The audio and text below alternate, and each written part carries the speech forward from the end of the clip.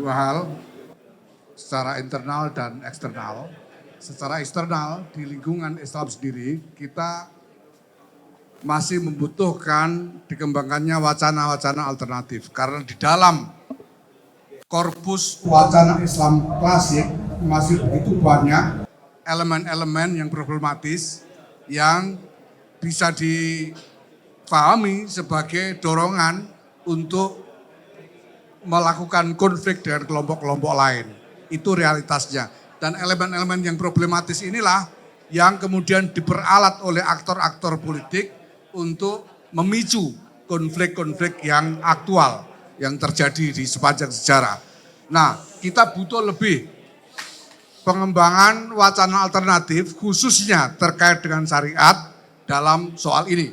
Itu sebabnya pada tanggal 6 Februari yang lalu Nahdlatul Ulama menggelar Muktamar Internasional Fikih Peradaban yang pertama, yang di situ didiskusikan tentang posisi piagam PBB dan organisasi PBB di mata syariat.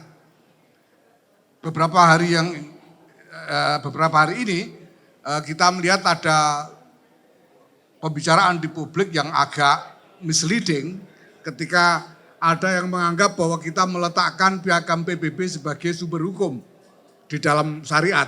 Itu adalah kesalahpahaman ya, karena ya dari orang-orang yang tidak mengikuti langsung muktamarnya. Yang sebetulnya adalah bahwa muktamar itu menyimpulkan bahwa piagam PBB berfungsi sebagai piagam kesepakatan global yang mengikat kepada umat Islam. Karena prinsip sebagaimana sabda Rasulullah SAW, an-nasu ala syurutihim. Manusia, orang harus setia kepada perjanjian yang sudah dia sepakati. Karena kita semua terlibat dalam kesepakatan itu, maka kita semua umat Islam maupun non-muslim semuanya terikat pada apa yang ada di dalam piagam PBB itu. Dan dari situlah kemudian lahir konsekuensi syariat yang berbeda. Karena misalnya kita tidak boleh lagi sekarang berdasarkan kesepakatan internasional itu memicu konflik antar agama. Tidak boleh lagi. Karena ini adalah kesepakatan yang mengikat kita semua. Nah, kita butuh mengembangkan ini sampai ke tingkat bahan-bahan ajar untuk lembaga-lembaga pendidikan agama kita. Karena ini masih sangat kurang.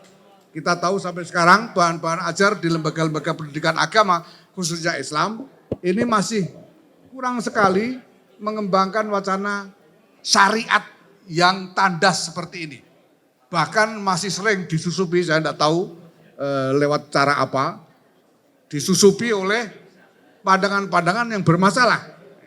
Sampai kemudian ada yang anti hormat bendera dan sebagainya ini karena disusupi oleh pandangan-pandangan yang bermasalah, sementara kita sendiri masih kekurangan bahan ajar yang sungguh-sungguh dibutuhkan untuk mendidik anak-anak kita.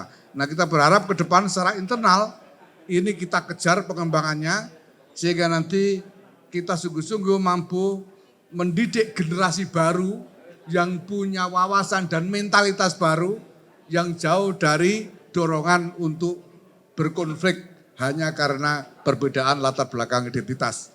Ini secara internal. Secara eksternal, berdasarkan R20 kemarin dan sekarang sudah jalan terus dengan berbagai macam komunitas agama di seluruh dunia, kita akan terus kembangkan persekutuan global untuk membangun gerakan agama-agama.